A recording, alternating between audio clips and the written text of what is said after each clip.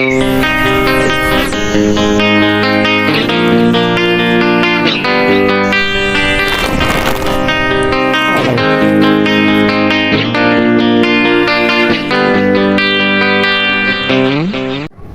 baik. Assalamualaikum warahmatullahi wabarakatuh. Sahabat tani, kita jumpa lagi di Peri Dunia Tani.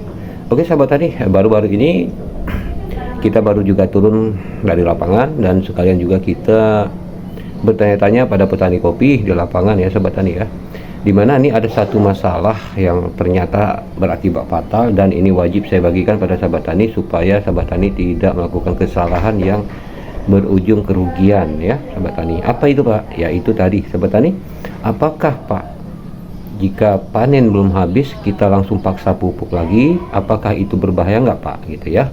Oke, dari yang kita kaji di lapangan sahabat tani, jawabannya ternyata berbahaya. Jadi ada beberapa alasan kenapa bisa berbahaya. Mari simak ya sahabat tani ya.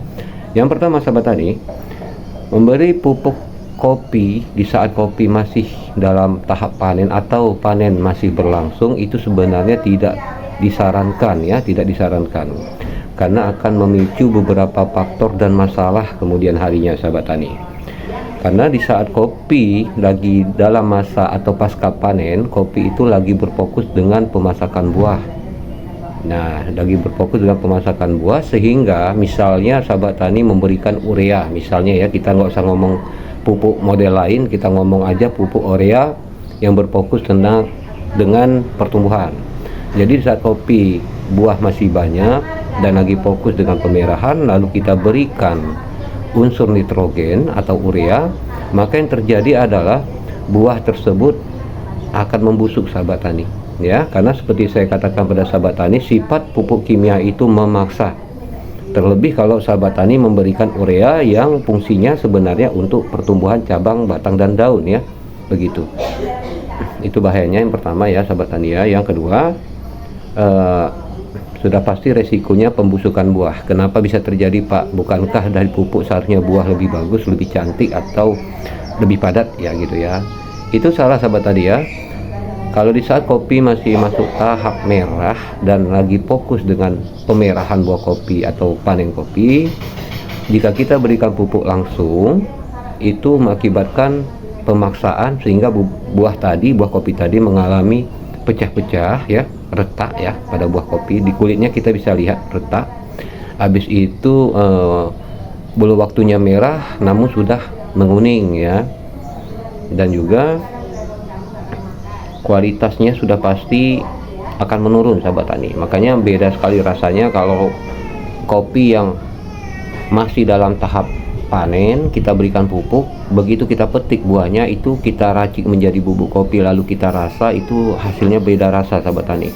Kebanyakan apa kita bilang ya, kualitasnya kurang bagus, makanya cita rasanya pun jadinya tak bagus sahabat tani. Jadi makanya itu sahabat tani ya, lebih baik di saat lagi musim panen atau lagi pasca panen ya di kebun kita seharusnya lebih fokus saja kepada pembersihan gulma ya, itu melakukan pemangkasan atau pencucian tipis-tipis ya sahabat tani ya, atau kita lebih fokus pokoknya untuk sekitaran batang kopi kita usahakan bersih selalu, karena itu sangat berpengaruh penting sahabat tani ya. Karena itu lebih baik daripada kita memaksa diri dengan pupuk gitu ya, dengan harapan, karena banyak petani kopi kita loh, kalau buahnya nanti lagi banyak-banyaknya kok kita paksa pupuk ya sudah pasti cepat merah katanya ya.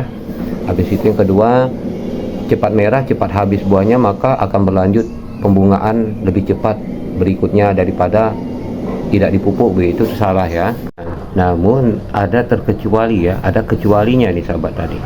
Sahabat tani, kalau di kebun kopinya sahabat tani lagi dalam pasca panen atau sedang melakukan panen, sebaiknya sahabat tani perhatikan pohon kopinya. Biasanya di saat buah kopi lagi banyak atau lagi dalam tahap masuk panen, itu akan terlihat di situ kekurangan apa. Entah mungkin kekurangan kalsium ya, maka kita berikan pupuk yang mengandung kalsium ya kan. Entah mungkin kekurangan kalium, maka kita berikan pupuk KCl atau yang mengandung kalium, begitu sahabat tani ya. Jadi jangan kita berikan pupuk urea ya. Nah, karena urea itu sifatnya kan untuk pertumbuhan ya sahabat tani ya, untuk pertumbuhan dan untuk merangsang pertumbuhan tunas ranting baru gitu sahabat tani. Jadi kalau misalnya sahabat tani di kebun kopinya masih dalam tahap panen dan buahnya sahabat tani tengok, loh kok belum nggak merah-merah, begitu kuning kok rontok, nah itu biasa kekurangan kalsium. Sebaiknya sahabat tani fokus aja pada pupuk yang kandungannya kalsium ya. Dan ada juga nanti tuh buah kopinya banyak, tetapi kalau ujung rantingnya itu pucuknya itu kok nggak ada daun, nah itu berarti itu butuh unsur kalium sahabat tani ya. Arti kalium ini adalah berfokus ya, berfokus untuk pembuahan supaya matang sempurna, merahnya sempurna dan isinya padat dan terhindar dari penyakit sahabat tani. Kalau itu diperbolehkan ya, terkecuali kalau sahabat tani menggunakan pupuk urea, itu sudah beda fungsi dan manfaat. Jadi saya rasa nanti mubazir untuk sahabat tani dan membuang-buang duit ya sahabat tani ya. Apalagi kita sama-sama tahu harga pupuk ini masih terbilang mahal sahabat tani ya. Bahkan hasil panen yang kita jual belum seimbang dengan pengeluaran yang kita keluarkan untuk biaya pupuk. Maka intisarinya, kesimpulan dari saya sahabat tani kalau lagi di kebun kopinya lagi mengalami panen, maka fokuslah dengan panen ya. Yang belum ngutip kopi, ya udah fokus dengan kutip kopi.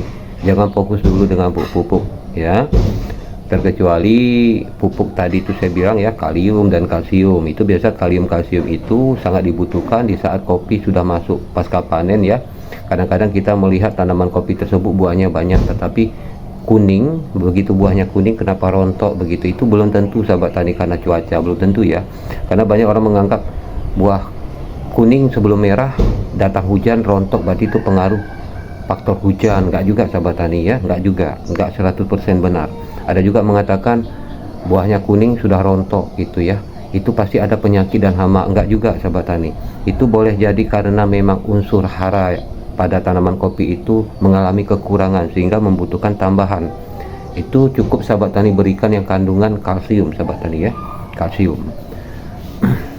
Nah, jadi sewaktu pasca panen biasanya kan kebun kopi kita di setiap perbatang kopi itu di saat panen itu ada yang duluan habis ya, ada juga yang lama habis. Nah jadi sahabat tani bisa fokuskan aja pada kopi yang duluan habis. Biasa kopi yang duluan habis itu kan meninggalkan ranting-ranting atau cabang-cabang kering, maka lakukanlah di situ pruning atau pembuangan cabang-cabang ya, cabang-cabang keringnya ya kan. Kalau memang ada tunas baliknya pun dibuang ya kan. Kalau ada tunas-tunas air, tunas kipas yang nggak bermanfaat itu dibuang sahabat tani.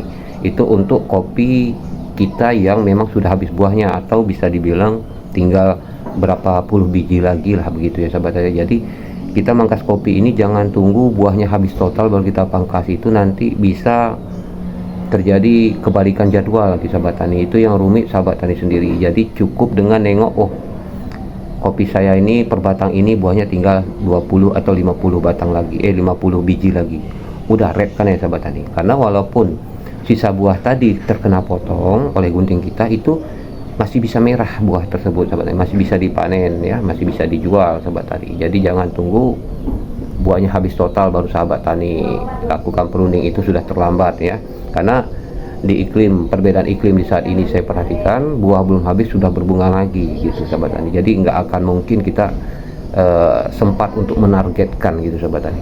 Dan juga ya pemupukan yang paling tepat ya, ini saya ingatkan pada sahabat tani adalah ya, pemupukan yang tepat itu sebenar-benarnya sebelum masa panen tiba.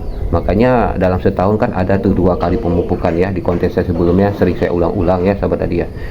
Pemupukan setelah habis panen, ya kan? Setelah misalnya dalam tahun ini di bulan ini bulan 5 ya, di bulan 5 ini misalnya sudah habis masa panennya dan buahnya tinggal sisa 50 biji atau 100 biji lagi ya kan, itu sudah bisa dipupuk sahabat tani. Nah nanti begitu sudah kita pupuk kan akan muncul lagi pembungaan ke depan ya, pembungaan ke depan. Misalnya nanti 4 bulan lagi mau keluar bunga sahabat tani, berarti sebelum sampai 4 bulan sahabat tani harus sudah selesai melakukan pemupukan lagi. Nah itu lebih baik sahabat tani. Loh bagaimana Pak kalau saya terlambat Pak, saya melakukan pupuk pas pembungaan pertama, nggak masalah ya, masih aman. Yang penting tidak dianjurkan pemupukan di saat kopi sudah masuk berbunga kedua, itu jangan coba-coba sahabat tani. Kenapa? Itu rontok ya, mengalami kerontokan bunga ya, karena kan sifatnya pupuk kimia kan memaksa ya. Itu sering saya ulang-ulang pada sahabat, memaksa. Makanya sifat pupuk kimia ini pada tanaman sebenarnya selain memaksa juga bisa merusak tanaman, sahabat tani, kalau kita lakukan secara berlebihan ya. Loh Pak, bagaimana Pak kalau saya memiliki pupuk organik atau pupuk kompos? Saya lakukan di saat kopi dalam pasca panen atau masih dalam tahap panen. Nah, itu aman sahabat tani, tidak ada masalah ya. Yang penting sahabat tani perlu perhatikan pupuk komposnya. Pupuk komposnya harus benar-benar matang dan betul-betul sudah bisa layak digunakan. Jangan gunakan pupuk yang masih mentah atau masih panas ya kita sebut, atau belum menjadi kompos seutuhnya. Itu jangan coba-coba sahabat tani ya, itu bisa merugikan juga ya. Oke sahabat tani, saya rasa hanya itu aja sahabat tani ya. Semoga masalah sepele seperti ini bisa sahabat tani perhatikan, bisa sahabat tani anggap ini suatu ilmu pengetahuan dan pengajaran pada sahabat tani. Karena saya sampai hal terkecil akan saya bahas juga pada sahabat tani, karena biasanya hal yang terkecil ini yang bikin kerusakan lebih fatal daripada hal yang besar sahabat tani ya. Oke, kalau begitu sahabat tani, assalamualaikum warahmatullahi wabarakatuh.